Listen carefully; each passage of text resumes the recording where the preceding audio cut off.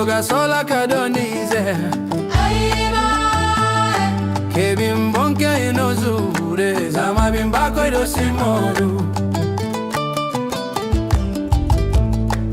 Ay chale ine modu hinsuru Ay bina maninka hinsuru Ay wemone modu hinsuru Ay la kaloma ninka hinsuru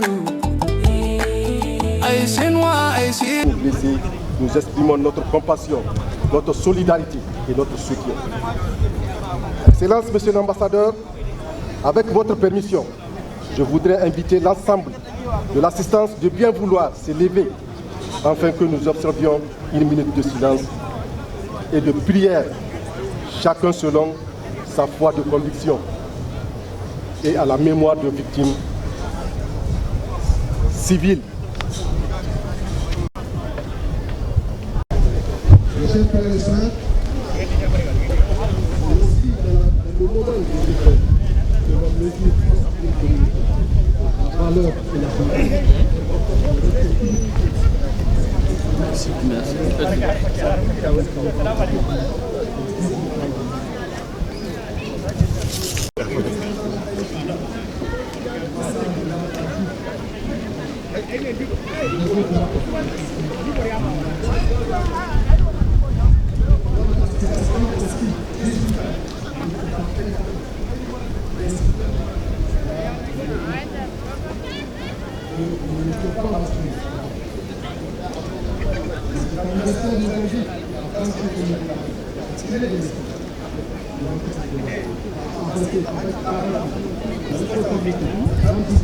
Mon respect.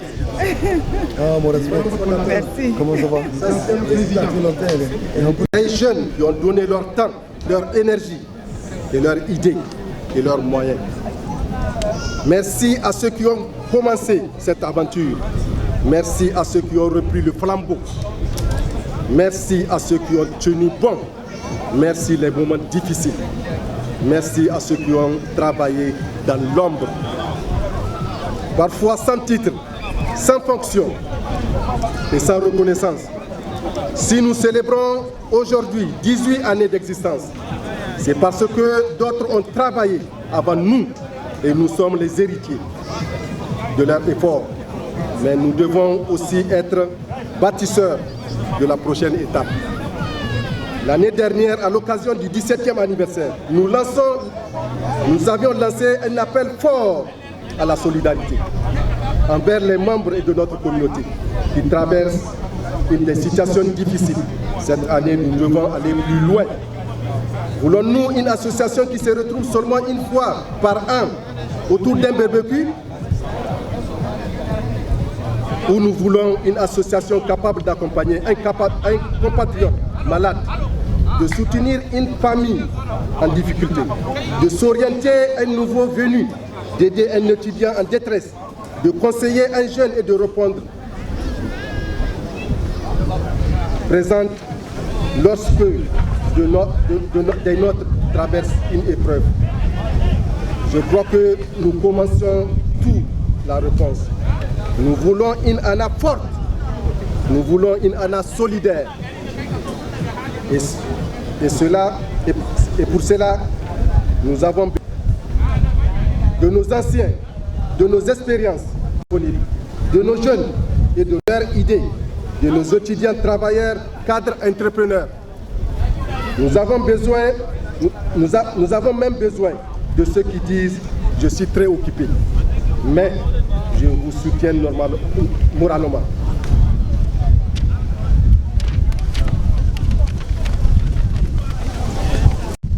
Ajouter un peu de soutien physique et financier aussi. C'est une occasion de se construire uniquement par un président ou un bureau. Elle se construit par une communauté mobilisée. Nous n'avons pas tous les mêmes moyens, mais chacun peut apporter quelque chose. Une idée, une compétence, un contact, une heure de bénévolat, un conseil, une contribution ou simplement une présence au bon moment. Comme nous l'avions rappelé l'année dernière, quand la main gauche se lave la main droite, les deux deviennent propres.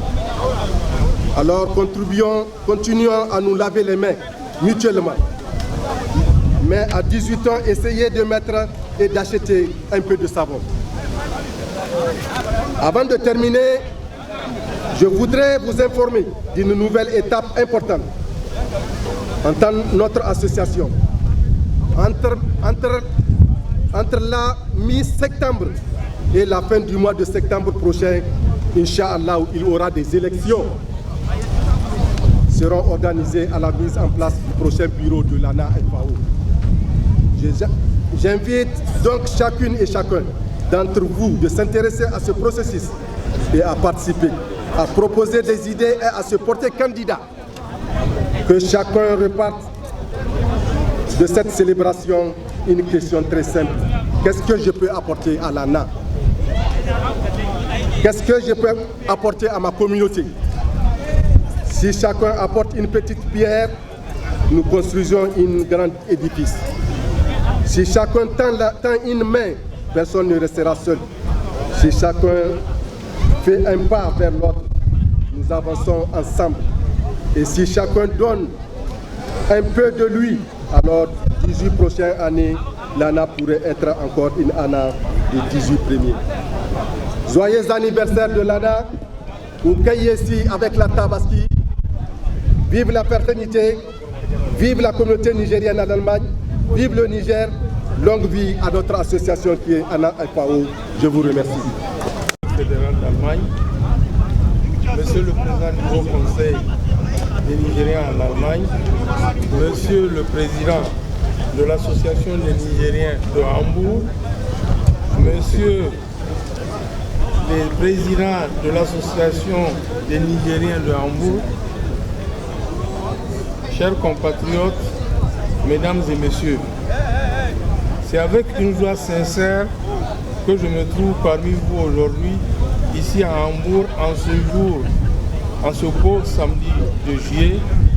Une joie qui n'a rien de protocolaire, c'est celle de retrouver les siens loin de chez soi et de constater que notre identité, notre culture, notre fierté d'être nigérien traverse les frontières intactes. Cette journée revêt une signification toute particulière car elle coïncide avec le 18e anniversaire de l'association de Nigériens de Hambourg, 18 ans d'existence, de combat quotidien pour maintenir vivante notre identité de solidarité entre compatriotes, de présence digne et respectée sur cette terre allemande. 18 ans, c'est l'âge de la maturité. C'est l'âge de la maturité et de la pleine responsabilité. Plus loin, chers compatriotes, permettez-moi de m'acquitter d'un devoir qui me tient particulièrement à cœur. Je suis porteur en ce jour d'un message des plus hautes autorités de notre pays. Le président de la République, le général d'armée Abdraman Tchani, m'a chargé de vous transmettre ses salutations les plus chaleureuses et les plus fraternelles. Il pense à vous. Il fait famille pour honorer le nom du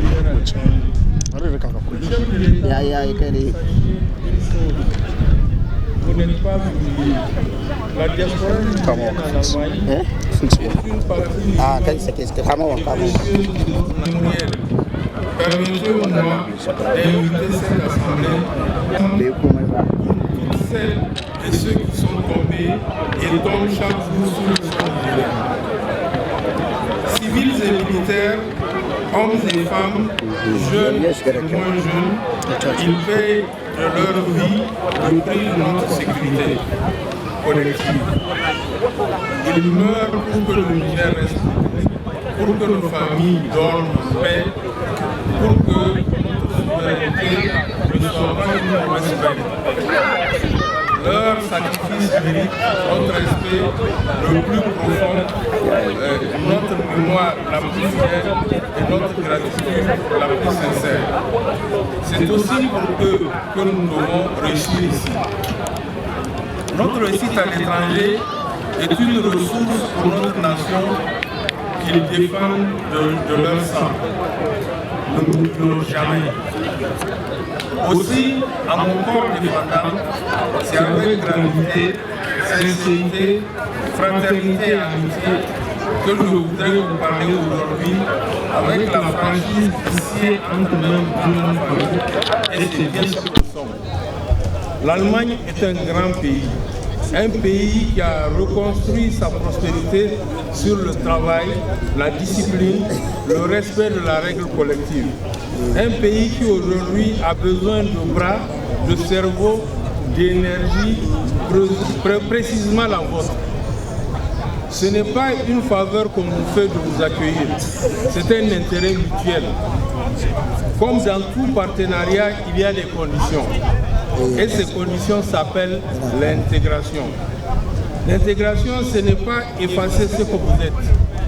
Ce n'est pas renoncer à la langue Hausa, aux Arma, au Songhai, au Peul, au Kanouri, au Tamashek, à l'arabe, au Toubou, au Gourmaté. Ce n'est pas non plus oublier le goût du kilichi ou les rythmes du tambari. Regardez autour de vous aujourd'hui. Vous êtes pleinement nigérien et vous êtes pleinement ici. C'est cela l'intégration réussie. L'intégration, c'est apprendre la langue du pays qui vous accueille. C'est respecter ses lois, même quand elles sont contraignantes. C'est chercher un emploi, une formation, un apprentissage et s'y tenir avec l'acharnement que nos mères et nos pères nous ont enseigné. C'est inscrire vos enfants à l'école et les soutenir dans leurs études.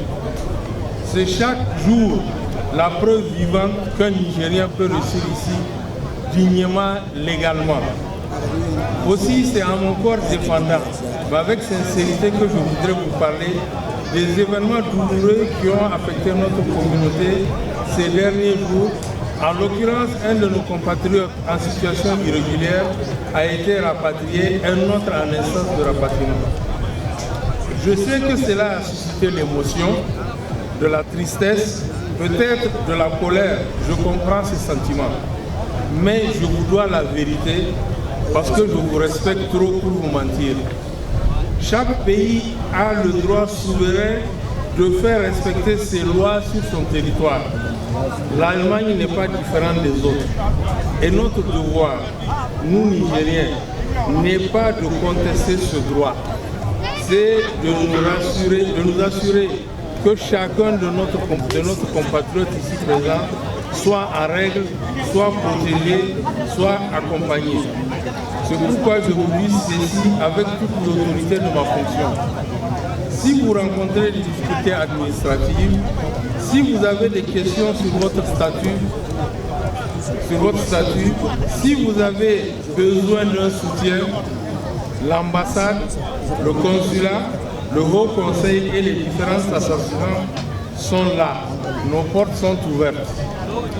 Car celui qui reste dans l'ombre, dans la peur et dans l'irrégularité, se condamne lui-même à la précarité et expose notre communauté entière.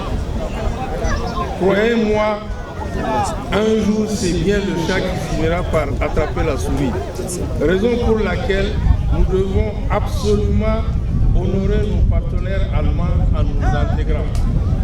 Chers compatriotes, c'est dans la recherche des solutions pérennes que je voudrais vous soumettre une idée dont notre communauté a mûrement besoin, à savoir la création d'une caisse d'assistance mutuelle des Nigériens en Allemagne, ouverte à tout Nigérien désiré d'être membre de plein droit par simple adhésion volontaire et versement d'une cotisation.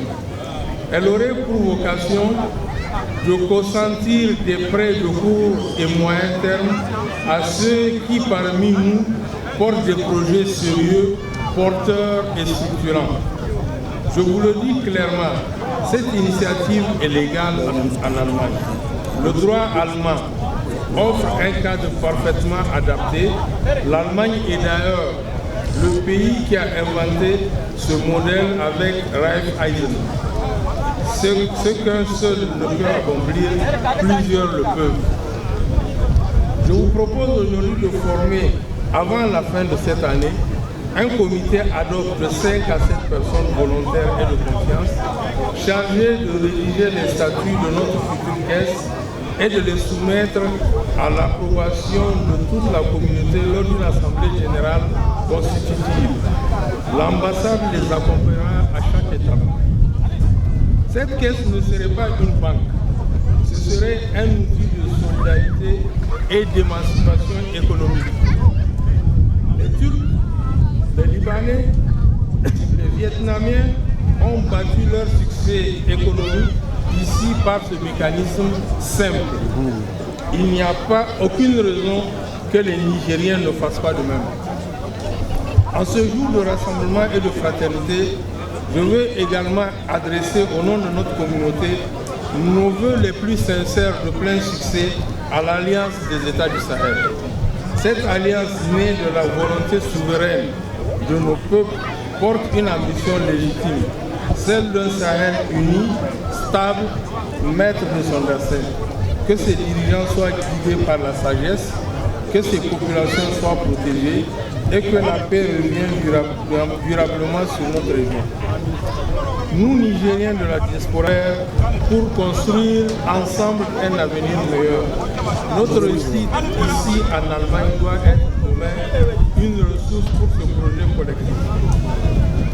En ce 11 juillet 2026, alors que nous fêtons le 18e anniversaire de notre association, notre culture, notre musique, notre gastronomie, nos enfants qui jouent et qui rient sous le soleil de Hambourg, je voudrais que vous ayez en permanence en vous ces quelques mots. Le rêve allemand est possible, mais il ne se réalise pas dans l'ombre ni dans la peur. Il se réalise à la lumière du travail, du respect de la solidarité et désormais avec une caisse commune qui nous appartient et qui travaille pour nous.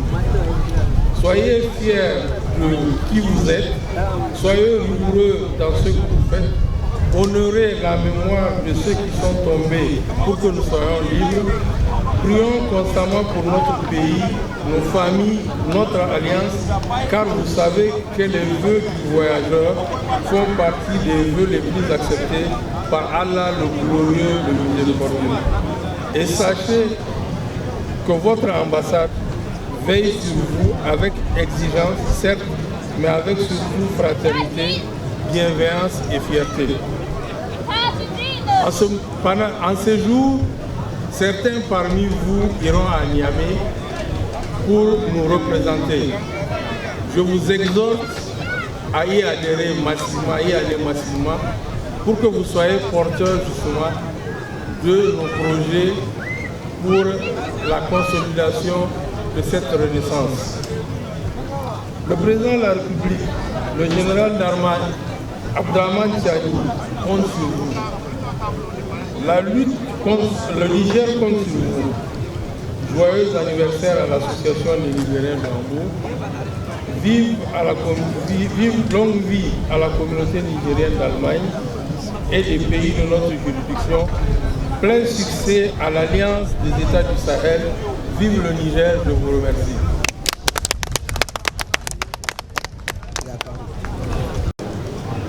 Assalamu alaikum. Alaikum assalam wa rahmatullah.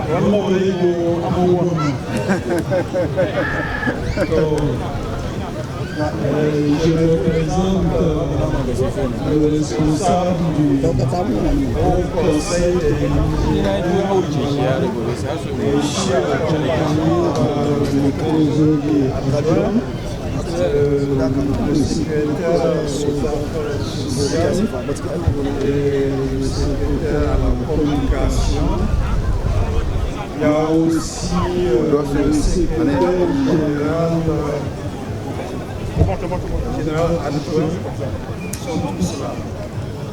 Yamaku, le message auquel c'est Gata, c'est en langue nationale, en français, en quotidien, en tout ça.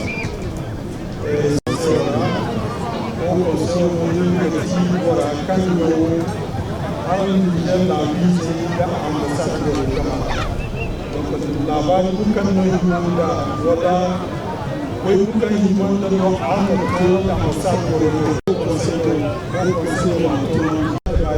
mu na nan na kama mutum mu da su asashen da muke na almaki magana babu wani dogon magana da muke yi duka maganganu da sanna ana ya yi shi excellency da kanshi ya yi mu yi zo ne mu yi da tafi kanmu musamman suwa ne a mokarsa mutane da suke nan ganin langa mu ka mambar ne na mokarsa wasu ba su samu da amsa ga magana da ya ke sun ga amurka ya ga gaida barka da sallah Allah gwada mu shekara mai zuwa wajen qui ont eu l'idée de créer l'association. Pas parce qu'ils voulaient se faire de l'argent. Ils ont remarqué que lorsque vous êtes à l'extérieur et que vous ne vous unissez pas, ça serait très très très difficile pour vous de réussir. Alors, nos aînés ont trouvé l'idée, la très bonne idée de créer l'association des Nigériens à l'Allemagne. Cela fait 18 ans aujourd'hui que des hommes et des femmes, jour comme de nuit, se battent, reçoivent des coups de fil, parce qu'il y a un frère qui est dans des difficultés, il y a une sœur qui est dans des difficultés. Les difficultés, vous les connaissez, nous les connaissons tous. Alors, ces hommes qui sont battus, il y a eu des successions jusqu'au président actuel. Et ce soir, avant de continuer la cérémonie, avant de continuer l'étape dont je venais d'aborder, nous allons faire une petite pause pour juste se désaltérer et manger, boire un peu, et on reprend la cérémonie qui est très très importante.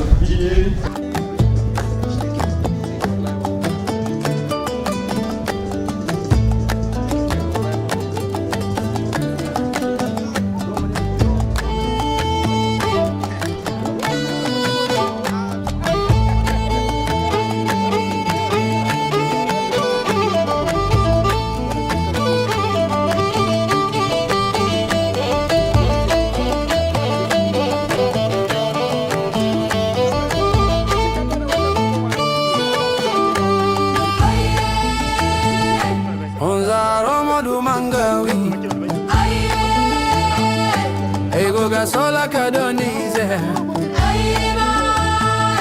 Kevin bonke inozure Zama bimbako idosimoru Ay chale ine modu insuru Ay bina maninka insuru Ay wemone modu insuru Ay lakalo maninka insuru I sinwa, I see jirbi, I meet I la kalosikani, kala dedi, karibu wena Onzaro modu mangawi, I goga sola kadonize Kevin bonke inozure, zama bimbako idosimoru I babane, modu insuri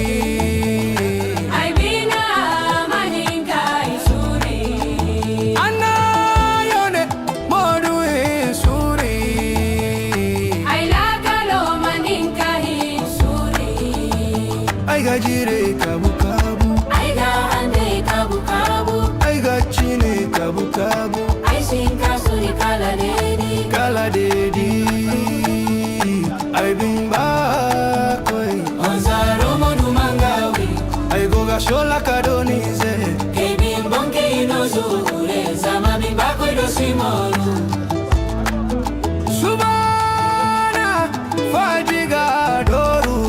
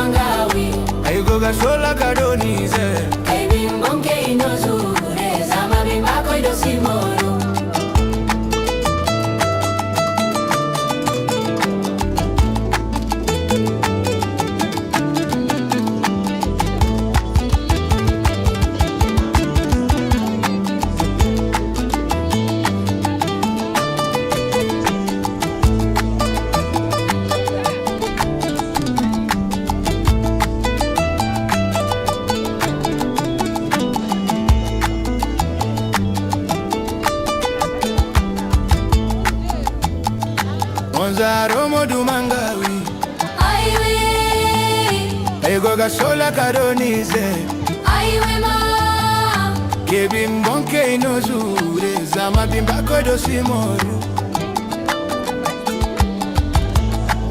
Aichale ine modu insuru Aibina maninka insuru Aiwe mone modu insuru Ailakalo maninka insuru Aisinwa aisijirbi aimite Ailakalo sikani kala deidi kadibo wena Onzaro modu mangawi Aigoga sola kadonize Kebi mbonke inozure Zama bimbako idosimoru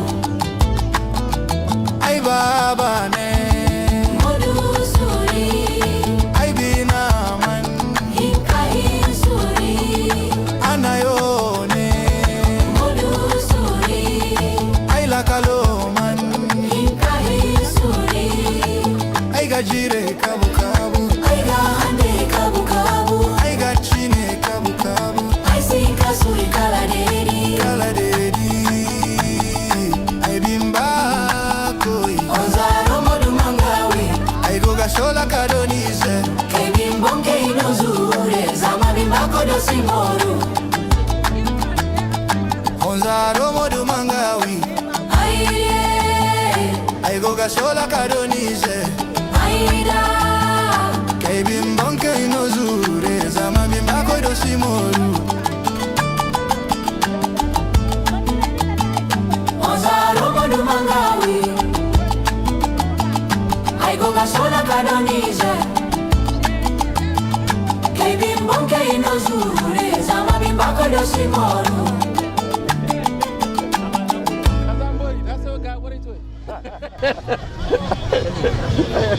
Gabari bom ko ni banyak tu bara. Gel pagadi ya. Gel pagadi. Filme hunde wala. Foto.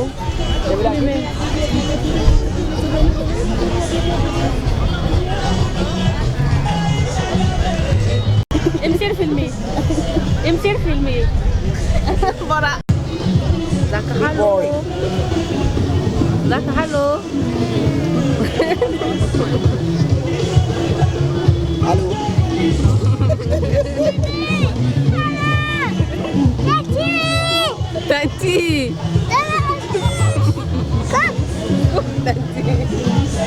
Ele quer no que cara.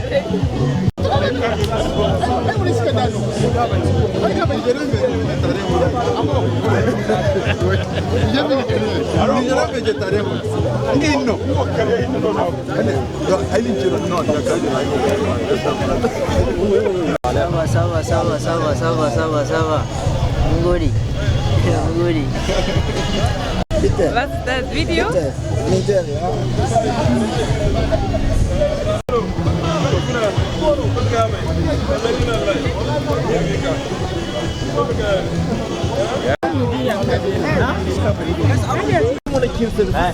Mi camino isa senam kana si jengaraban. Hei. Oro ya wallahi.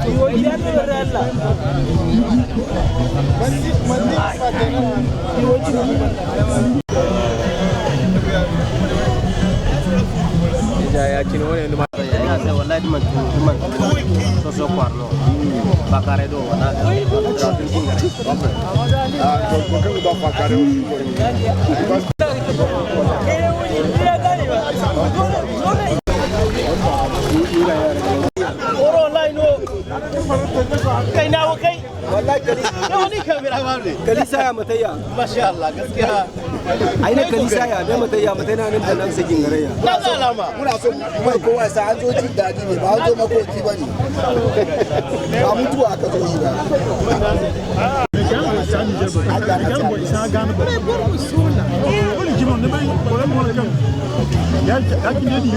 Ils ne sont pas.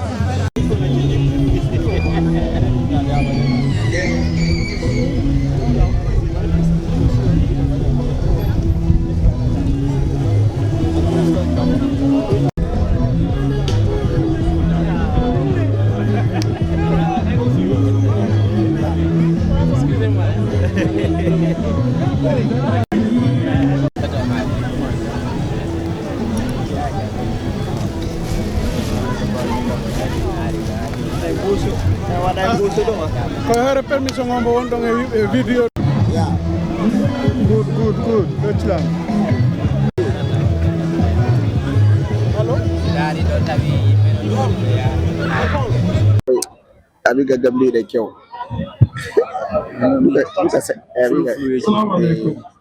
J'ai l'honneur de décerner le témoignage officiel de satisfaction à Salut, secrétaire chargé à l'association.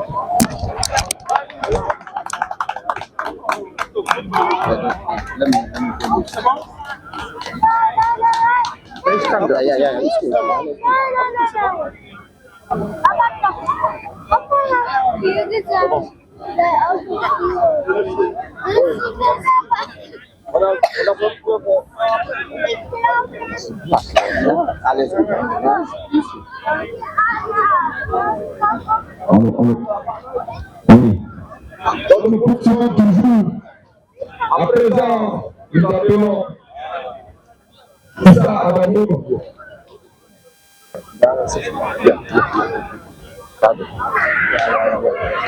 Issa Adamou.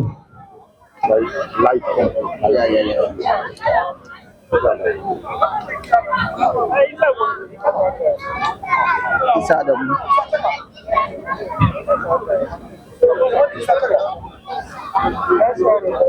Oui, Issa Adamou n'est pas à côté. Et voilà, il y a son frère et ami qui va le représenter. Pour la remise de cette attestation, nous appelons M. Abdoul Aïdou.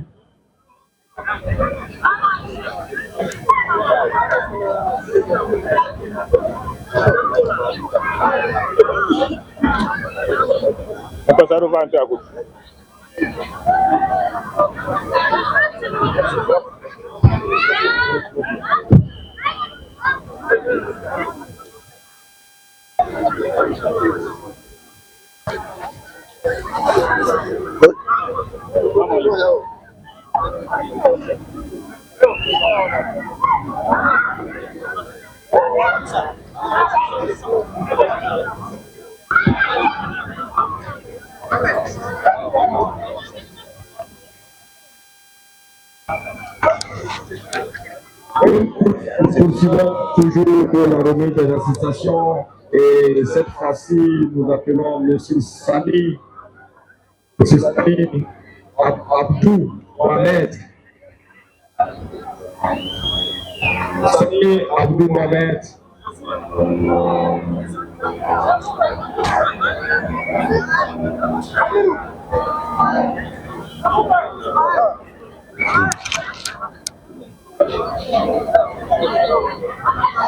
Pour la remise de cette association, nous allons demander à l'excellence de bien vouloir remettre cette attestation à Sani.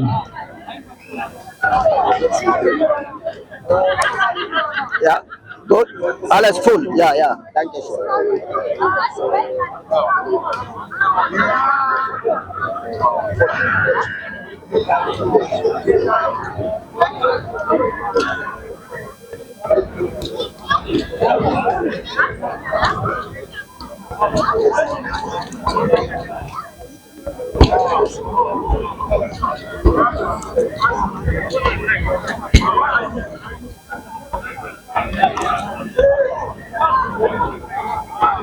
Malasan.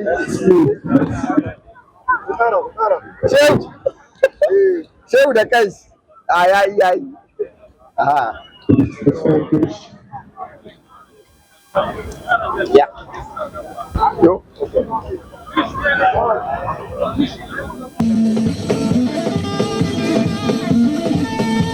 Assalamu alaikum wa rahmatullahi ta'ala wa barakatu.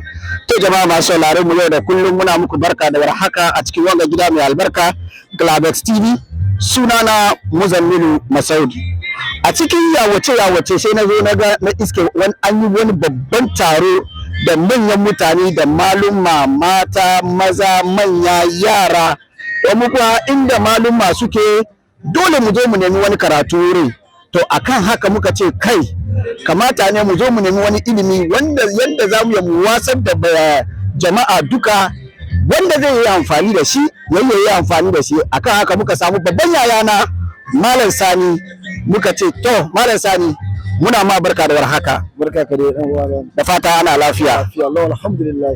Cikin yawace mun ga manyan mutane da maza da mata, malumma, kai manyan mutane ana ci waici maka sha maka. Mun san dai in ba aure ba suna, amma mutuwa dai na san ba ci ba sha. Shi ne muka ce a'a kamata ne mu zo mu tambaya me ke faruwa nan. Lalle abin da ke faruwa nan wannan sallah da muke yi ta shekara duka in Allah ya gwada muna. Na'am. Wannan association ce ta ana. Na'am. Ana Afawo. Na'am. Da Hamburg. Okay. Ta Niger. Na'am. Ita ce kuma ke kula duk abin da ya kamata shiga da fita na cikin Hamburg. Na'am. A Hamburg. To tambayar ce. Okay, wato na fahimce ka, wato ana murnar sallah ne aka tara jama'a. Zan yi tambaye ka, shin shekarar da kadai ne aka taba ko an saba ana yi wannan taro? Lalle yanzu a shekara 18 ake ana wannan, duk shekara ana wannan abu wasanni. Shekara 18 kenan da ana da an ka kafa ta. Amma duk shekara ta zo za a wannan wasanni. Wato na fahimce ka, kamar yadda gida ake yanka nama a cin nama, mu dai nan dai bamu mu yanka. To da yake dalilin da ba iya yanka sai a tattara mata da maza, matattakin mun da na aure da na menene sai mu tattara su mu kuma yanda za mu yi mu gwada murnan sallah kenan, ko ba haka ba? To nan ga duka shekara an kai sallah, an yi sallah da sati 2 sati 3 sai ayi kawai sallar da ake gida ta layya. Ita sai abun ga sai a kira al'umma duka da cikin Germany. Da wanda Spain da France da ko ina da na cikin Europe. Ya ana ci musu su ci ma diaspora. Kenan ana invitan kowa da kowa ya zo a zo a yi nashuwa, a ci abinci, a yi wasa da dariya, abinda muke yi nan duk shekara. Ko zai iya tambaya wannan taron da naga ana yi, shin mutum guda ne don mun zo nema ne, rashi ya bar muka daddaga kayayyakinmu, muka bar iyalanmu da matattakinmu da abokanan zamanmu Afirka muka zo nan. Mun san dai tun da dai mun zo nema ne muka samu kuma dole Afirka ne zo. Abin tambaya ne, shin mutum guda ne ya cire kudi ya yi wanga bashi duka, ko dai a'a mutane ne aka yi dangi aka ce a'a kamata ne wani ya kawo. Muna so mu tambaya. Wannan al'adunmu ne na Nigeria duka da annan cikin Almani. Inda ga shekara ta kai ta wannan sallah. Lalle ana kiran al'umma kowa kawo bakin abin da yake iya badawa. Wannan an yanka ne al'umma duka, ba a yanka ma wanga kawo amma duk abin da aka karhinka shine na al'umma gaba ɗaya sun ka tara sun kai wannan taro. Kenan nan association ne aka gamu na wanda kawo tampuwa, wanda kawo takwafa, kawo kada shi tilas. Na'am, tarbace ne na al'umma duka. Na'am, tarbace ne ake hagama a yi shi. Na'am, tilas ne ake kawowa, ko dai in kana da shi ka kawo, baka da shi ma ka zo mu zauna mu ci. Wanda ya zamanto wanda yake da, wanda bai da a zo dai a zamana a ci ayi annashawa. Dama ya saba wata ran wannan da wani bai da, kenan na kowa ne. A matsayinka cikin wannan association, wani matsayi kake da shi? Shine kai ne president, a'a kai ke da president, ko kai ke da kungiyan, ko ya ne? Don mun ga dai an baka certificate, to ban sani ba wannan certificate na gulma ne ko dai na munafunci ne? Wannan certificate na aikin da mun kai ne na shekara 3. Mun yanzu cikin wannan association ta ana shekara ta 3. Kenan wato hidima da kokari da kuke yi da association nan, aka ga kaman yabawa da irin kokarin da kuka yi aka baka makami, wato certificate. Wannan kokarin da mun kai ne, kasan in an kai kokari kuma in za mu kare shekarun kenan insha Allah nan da wata 2 nan da mu ta kare, kenan ana aikowa a bashi certificate da ya kamata kokarin da yayi to kasa ana iya ba wani makami yayi kokari yanzu da an ka bashi kokari yanzu zaka ga yana bi nan yana bin mata yana ni ma kaza ne ni ba shi wanga kokari wanga abu da aka baka zaka yi abin da yafi haka nan ne ko kuma a'a yanzu dai zaka ce ai ni ne wane shi yasa ke ne girl na zaka yi wani abin da bai dace bane ko dai zaka yi abin da yafi haka ne gobe kuma a kara ma wani matsayin da yafi haka. Lalle ina fatan a cikin wannan tafiyar nake ni ne ina fata saboda yadda Niger ce duk abin da ga abin da nake iya yi energy na duka ina isa cikin yi dan na bukata wai da in ce dan in bi suna dan in ce min wane na a wannan association ma ina cikin kuma tahiyya cikin hukun sai mata almani gaba ɗaya ina cikin ta kuma ni dai kawai jeune kawai abokai na yara abun ke so himma a yanga ce za a yi wani abu kowa ya sa himma shigo cikin tahiyya saboda gobe haka mu ma mu wuce sun zo muna fata wannan tafiya kowa ya sa himma in da ta tahiyya ƙasa ana kama hannu biyu ne a yi shi kowa ya kama jikin shi saboda tahiyya ba ta ƙare har yanzu an ka fara. Na'am, to a takaicewa ba mu so mu jaka da dogon su na ga kana zirga da kyar ma muka samu ka malam sani me za ka gaya da sauran matasa wanda su ƴan mutanen kai ba ma Niger ba ƴan Ghana ƴan neman Afirkan da ke cikin wannan kasa hasatan ma matattakin da muke aure muna samun matsaloli amma yau ba matun shi muka zo ba yau mun zo cin nama ne wani rana za mu same ka gida mu zo mu ma wannan tambaya amma me za ka yi ka gaya da matasa wani nasiha za ka yi ka ba matasa? To wallahi nasiha da zan ba matasa in dai mutum ya zo wurin bida ya san bida ya zo na farko kenan Allah kuma ya raba da kowa da wani shaye-shaye da wani abun da bai kamata ba mun san gida mun ka baro kenan mun san yau mutunanin gidan nan kuma mun san kasar da mutum fito yau in ka bata kasar da sunan kasa ko ka bata mu kowa kenan mu fata al'umma su kama jikin su yanga ce tafiya kowa ya zo ya sa hannun shi abinda bamu zo yi ba mun zo mun wurin bida mun kaso Allah kuma ya ba mu abin zamu taimaka mu ɗan uwan mu duka musulmi ɗan uwa cikin wannan tafiya kuma akwai ƴan Ghana da ƴan kowa mu Allah sai duka mun zama da su duka abokai kuma su mu da su duka a Hamburg wa insha Allah a san juna kuma to shi ne mun barka nan ba za mu jaka da su da muna ma fadin la ilaha mu ma mun gode kwarai da alaikum wa rahmatullahi tarawar ina tare da babban yayana ina jin wai shine president na wannan kungiya. President, kamin ne mu ma wadansu tambayoyi ko za ka iya ka gaya muna ainihin za ka ba mu tarihinka in ana president wane ne president? Shi ne president German gabare ne, president Niger ne ko wani irin president muna so ka gaya muna. To salamu alaikum ina bi da godiya da jama'a duka wanda suka zo Germany da cikin duniya duka ina gaida su. Ni dai Haruna Garba sunana. Ni an haife ni shekara ni na da 52 shekara 52 da Niger da na zo Germany kamar 2008 ne na zo Germany da na zo Germany saboda ni tun abun da tun Nyamai ni ina so in shiga cikin jama'a ne ni ina abun da ina aiki da yara da Caritas ina cikin gwamnati kuma ina abun gane kamar conseiller ne kamar ina mutane suna da problem su zo wani na mu tattauna mu gani abun da zamu yi kamar cikin abun ga cikin duniya to da na zo cikin Germany na yi integration ta kwana shine farko kamar abun da maganar Germany na abun da na koya na abun da na saurara wanda duka ina shiga cikin jama'a to kamar a ce 2023 ana nemo wanda zai jagoranci wanga association president hudu ne suka abunga suka wuce da na zo saboda ina shiga cikin jama'a an ka dauke ni wata ne an ka yi kamar wata ne an ka yi an ka dauke ni yanzu ina da shekara uku duk shekara wanda kamar layya sallar layya ya kare kamar sati biyu ko sati uku sai mu tattauna mu gani menene abun da zamu yi wani wasa ne zamu yi wato ba in na fahimce ka according to maganganun da kake gaya muna inda ka zo wannan gari kana nan kana hidima kana taimakon bayan Allah daga cikin Caritas ko ina kai dai duk wanda ke neman taimako in ya dai kawo maka kuka kakan ya ka share maka awayen shi kenan akan haka manya suka ga kamar a'a kamata ne kai kuma me a baka ka zama mutum president, ina jin maganan kenan ko kudi haka aka rande ne saboda ina cikin jama'a wanda suna da problem su zo mu tattauna mu gani abin da zamu yi shine ya kai ni gaba. Yanzu ina da shekara 3 cikin abin da shugabanci association. Garin da muna da wayansu matsaloli ta bangaren aure, maza su ce mata, mata su ce maza, ko za ka iya gwada muna ainihin inda matsalan nan yake? To ka san matsala akwai wajen mazaje, akwai matsalolin mata. In kamar abin da mu gani abin da mu yi tunani gaba daya, in mun sa kamar an kace hannu biyu zai wanke juna, hannu guda bai yi, amma in ka kawo naka na kawo nan sai a gama a gani ne za mu yi.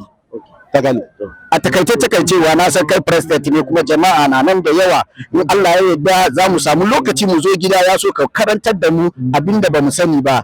Me za ka gaya da sauran matasa maza da mata da ke cikin wannan gari, mutanen Afirka, asatan mutanen Ghana, mutanen Najeriya, mutanen Niger, mutanen Mali, wani nasiha za ka ba su? Mu dai kasan mutum a ce mishi ina ya hito, in ka san ina ka hito ina zaka, wallahi kana samu abun da amfani. Kuma in ko problem ne kana da, ka yi nazari da kanka. In ka yi nazari da kanka, wallahi kana samu abun hita. Kamar Afrika, Afrika ne mun hito. Can za mu taya, insha Allah. In ba mun mutu nan gane, wallahi gida za mu. An ka ce wanda ya bar gida ya bar shi. Gida ya bar shi. Wato in ka bar gida ya bar ka. In ka bar gida ta bar shi. Ina jin abinda kuke ji, nasiyan da president ya bamu yake gwada muna, in ka bar gida ya bar ka. Shi sa in ka zo nan ne ka bi ka'idodin da 'yan gari suka yi, sai ka zama lafiya.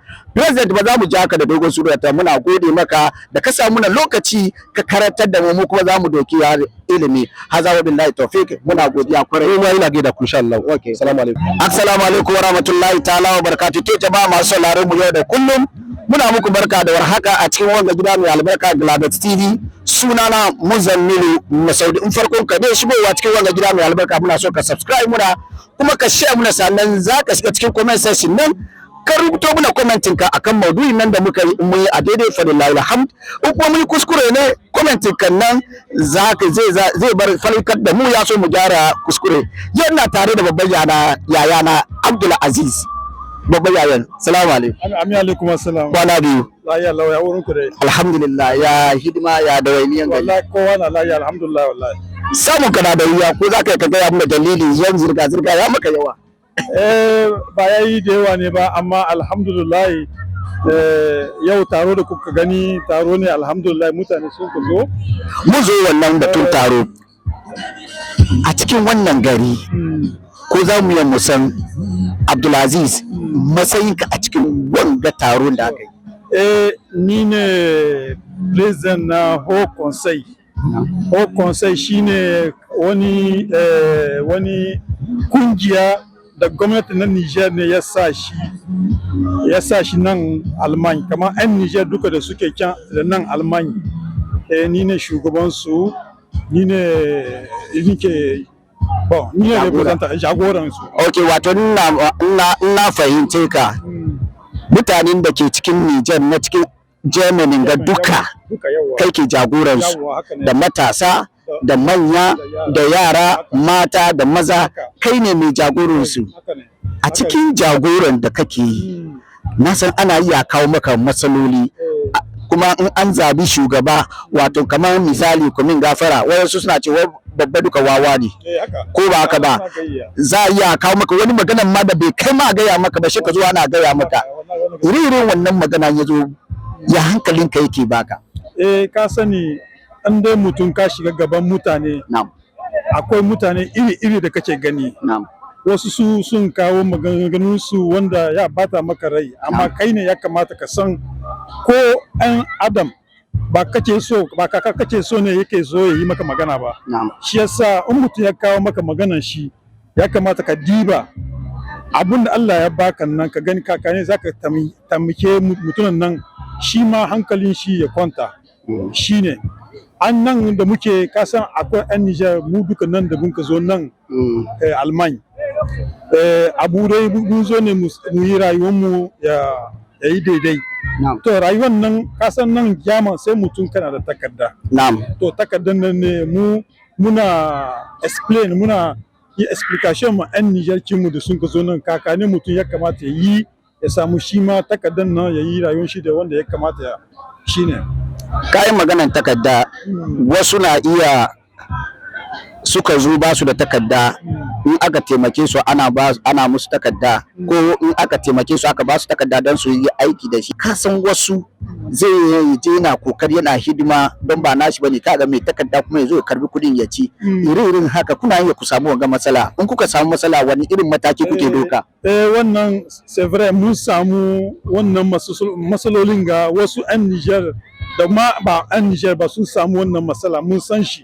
Saboda mun zamna lokacin da bamu da takarda wannan aiki na akwai wasu shin connection nan ba su yi abun da ya kamata an kudi ya shiga cikin kwanton su cikin account su na bank kun gani kayan yadda ya kudin abun ya kawo matsala.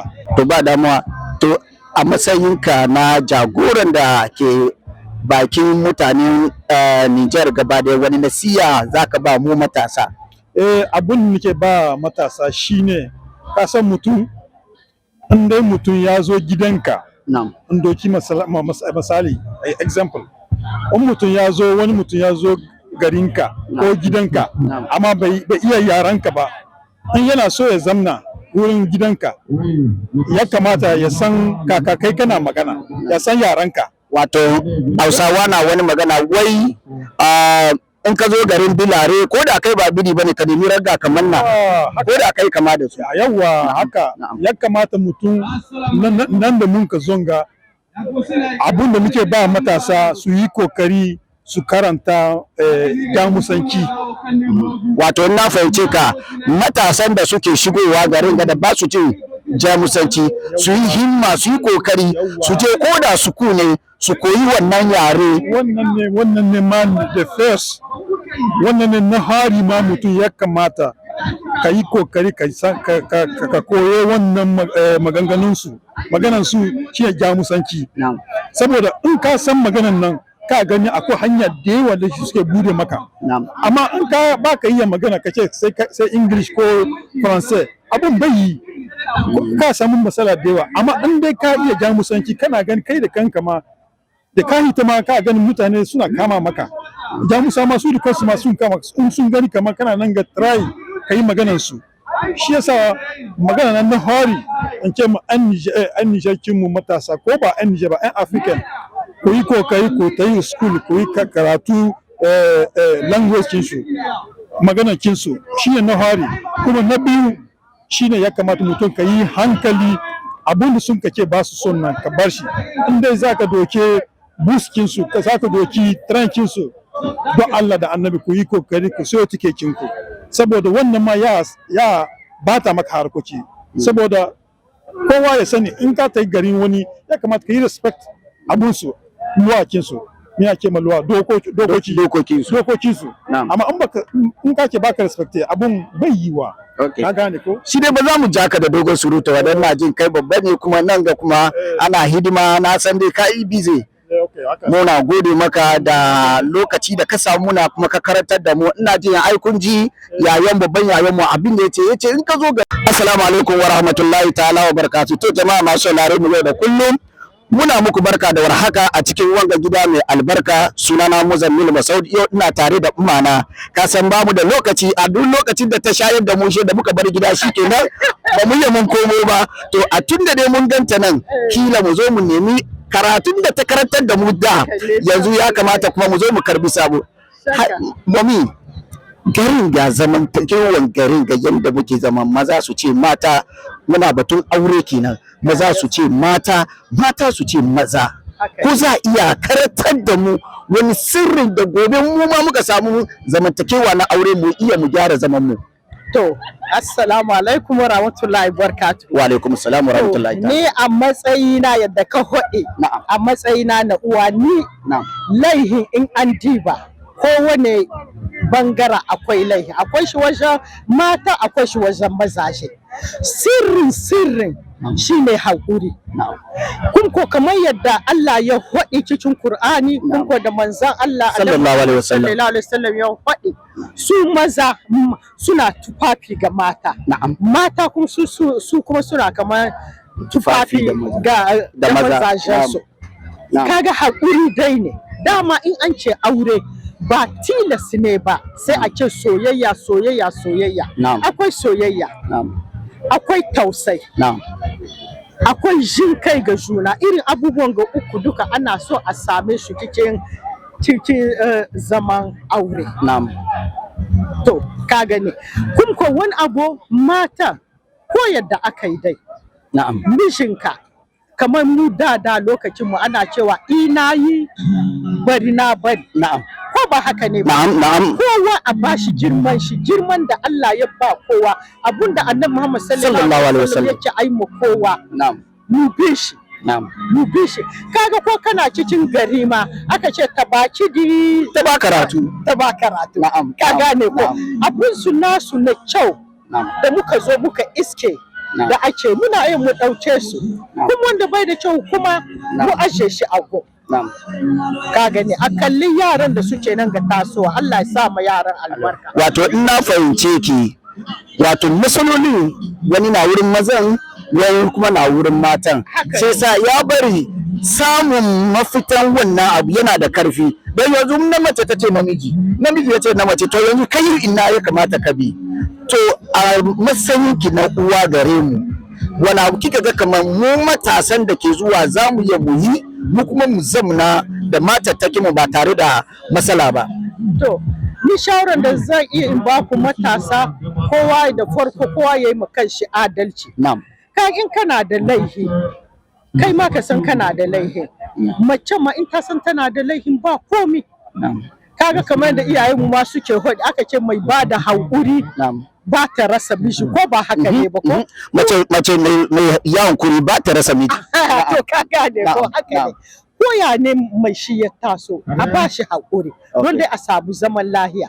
Shi namijin ma ba don kaga kullum macen tana baka haƙuri shi ya sa kai shi zai baka izini kuma ka ce ka cuce ta, ka shiga hacinta. Tunda aure yana da daraja, auren sunna Annabi Muhammad sallallahu alaihi wasallam. To ba damuwa, yanzu ni dai na san imana, amma ina so duniya su san da wani ke magana, don saboda akwai yan YouTube, akwai yan America, akwai yan kowa zai yi duba. Ina so in san da wani ke magana, kuma a cikin wannan society ina matsayinki. Ni dai sunana ni Hajara Isaka, a nan Hamburg nike da zama. A nan Hamburg nike da zama, kuma ko da na aiki airport, amma ina aiki yanzu wajen 'yan gudun hijira. Ina yin fassara, ina yin da Faransanci, ina yi da Hausa, ina yi da Zabarmanci. Nan kuma 'yan Nijar ni kowane kungiyar duka muna tare. Ni ina matsayin antinsu, mamansu, yayarsu, komi, sisters. Wato ke kina matsayin komi, kina matsayin kaka, kina matsayin umma, kina matsayin komai. Shi dai ba mu san yadda mu za a doke mu ba kenan. Shi dai muna miki godiya kwarai da gaske, muna gode kwarai, don saboda maganan da kika gaya min na san mutane da dama in suka kalli wannan bidiyo za su doki su yi aiki da shi. Ina jin matsayin ku kenan, abin da ya kamata ku yi kenan. Mu ko don bamu da lokacin da zamu zo gida mu ce ma haka ka, sai sa tun da mun same ku nan kamata ne mu nemi karatu. Muna gode. Assalamu alaikum wa rahmatullahi. Wa alaikum salam wa rahmatullahi wa barakatuh. To assalamu alaikum wa rahmatullahi ta'ala wa barakatuh. To jama'a masu saurare mu yau da kullum muna tare da sister na Hajiya na Jamila. Ina fatan kina lafiya. Lafiya lau. Ya gida ya hidima. Ina wajen. Muna lafiya. Naga ana ba da waɗansu kyauta. Naga an kira ki, ko za ki gaya mana wannan kyauta, wani irin kyauta ne? To kyauta ne da biro namu don in wata September. Biro namu yana yi shekara 3. Don ka wannan ana ce godiya ne da aikinmu da muka yi cikin biron nan. Wato na fahimce ki kungiyar da aka kawo da kika shiga ciki kina daga cikin waɗanda suke hidima suke kokari suke taimakawa a haka ne manya suka ga a'a kamata ne mu ma mu baki wani matsayin da zai gwada cewa abin da kike yin nan yana muna dadi ko ba haka ba? Ya kai gaskiya ne. Ina cikin biro. Ina cikin biro na ban san ko menene na ke ina aiki na yana kula da mata da yara da suna samu matsala gida shine aiki na. Ko za ki gaya mana wani matsala na aure ko? Cikin aure. Kamar wani irin matsala na namiji da ce fada wani kada a gaya mana kada. Kake ce muna gulmawo. Matsala da ina ce wasu mata suna gamu da matsala gida tare da maza violence hakan ga. Don aiki na ne. In wani mata yana cikin wannan hali yana zo waje na yake ina cikin wannan hali da mijina. Ba mu lahiya ko kadan gida. Muna so taimaka mu samu solution. Mu hita cikin wannan matsala. Kenan na fahimce ki ma'aurata in suka samu matsala ta bangaren matan shi su zo su koro miki shi ke ma ki je ki ga manya a zo a zanna yanda za a yi a sasanta kai wanga aiki lalle aiki ne mai kyau. Wato in na fahimce kenan sunnan ma'aiki Rasulullahi sallallahu alaihi wasallam aure ke kina neman yanda wannan zumunci nan ba zai damu ba. Gaba dai su zama tare mu samu mu diba abinda muna iya mu yi mu kawo a wannan family don su samu su ci gaba da aramansu. Shekarun ku da cikin wannan gari shekara nawa kenan? Shekara 3 cikin wannan gari. Shekara 19. Shekara 19. Okay. Da aure gare? Da aure. Masha Allah. Maza na nan da dama ba su yi aure ba, akwai kuma mata zawarawa. Ya ga kamar muna ganin kamar mazan na tsoro matan kuma na tsoro, ko za a gwada mana me yasa dalilin haka nan? Tsoro? Don haka ni na tsoron jin aure. Don me? Don na ganin shan jinawan shi na ce a'a ban yi, ko za a gaya mana matsalan shi? Ka san aure na Allah ne. Na'am. Babu tsoro a cikin aure. Da Allah ya ce ga matanka ko abin da matan nan ya yi oda sai ka kai wajen ta. Okay. Dan ban san abin da ina ce ba zancen tsoro ne ba. Abin da lokacin bai kai ba, babu wanda zai yi wani abu. Auren lokaci ne, in lokacin ya kai yana zo ne. Ba zai mu ja ki dogon surutu wani na ga kina zirga ga ma na same ki. To wani nasiha za ki ba da ma'aurata da mu kuma masa muna so shi kankani don gashi za a yi wadansu wasanni. Mun bar gidanmu mun zo nan ga ina so kowa Allah ya ba mu zaman lahiya. Amin. Allah ya ba mu abun da mun ka zo nan ga neman. Amin. Allah ya buda mu hanya da mata da yara. Amin. Su bar ji ko da gani su ci gaba da shi ne muna miki godiya kuma da kika bata lokaci ana cewa zo nan muka kare muka jawo ki yasa muna gode miki Allah miki albarka kuma muka samu lokaci za mu je gida kuma a karantar da mu shi. Amin alaikum assalam.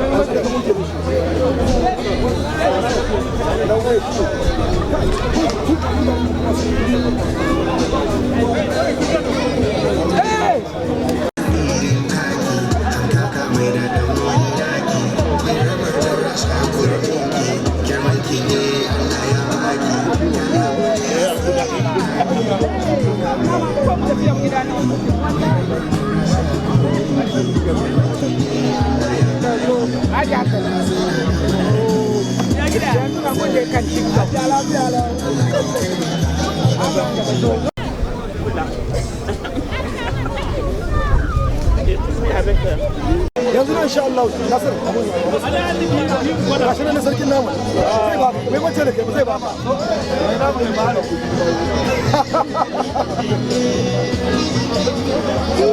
yanzu insha Allah Nasir gashi ne sarkin namu zai ba mai mace da kai zai ba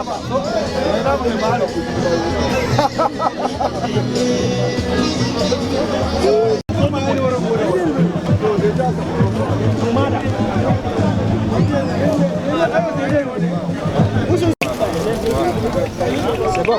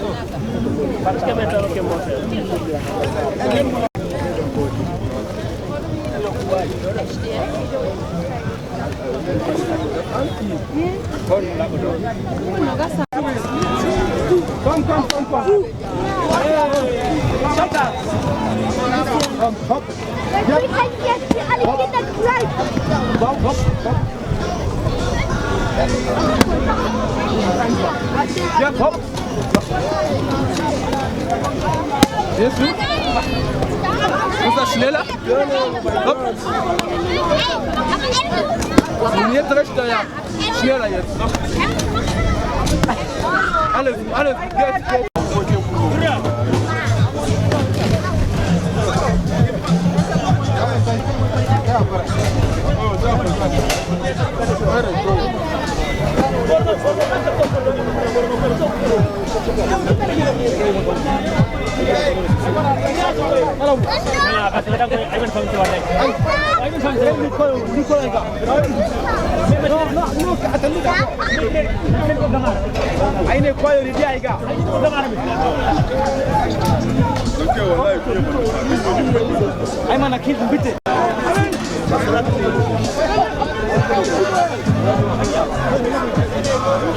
Allô, salam alaikum.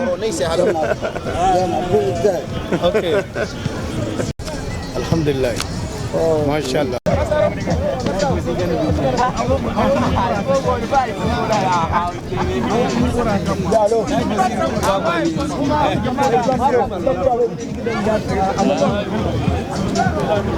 Délégation. De la famille. Ouais. Non, non,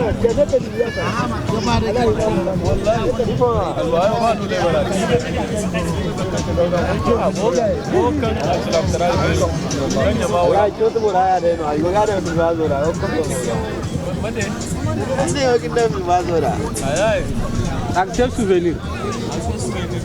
Alpha akwai dan balle kai no ya hare. Fatima, Fatima. Irka ana fito do. Akwai dan balle kun kai no ya hare. Ya, au gode. Ah, mantinin ke toi c'est mais.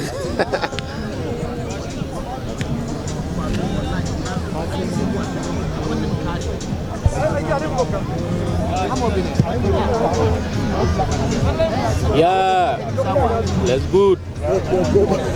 Good, yeah.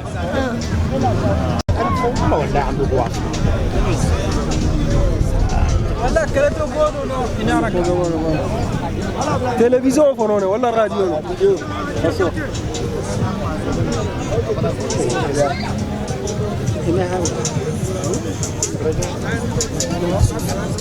Assalamu alaikum warahmatullahi wabarakatuh. Matagam matsuru wallahi dene ya irdene ya nyamai ro jama kulfo ka grilo don kuna irne ya irwai go fakare de bora kulu ya na kan wasa dogol grill de kan lada daga la man fa hamburg anha communauté o tumaja bon kuku jida filinge imanna mat tagge so wara tagge boro balle gambora de kan balle gambono fa de kan da bon kuku jida imannan min daga da kurfai ne bon kuku jida garin masu ne mata garin na osha zarma ganda ko mbongu amiru toni chundi labu no gay mai ko mbongu abdu kolaize isa kaize aliyu dize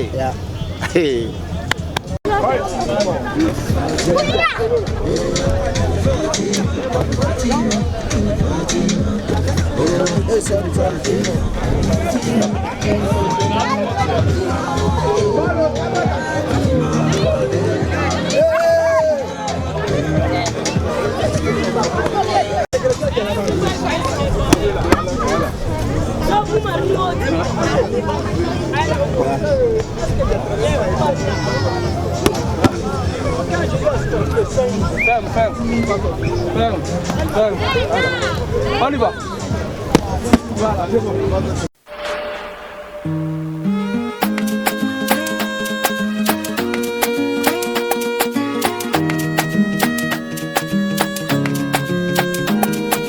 Nike nuna zo bani so miyo tazara da kai zana gana dan amana damina zuwa bazara ke ce a raina kin ka zauna da ke nake hira kai ne a raina zo mu zauna da kai miyo hira na zo da tambarin girma ke zana yi wa baiwa inda ina da rai kan so ba za ki kara kuka ba na zo da tambarin girma kai zana yi wa baiwa inda ina da rai kan so ba za ka kara kuka ba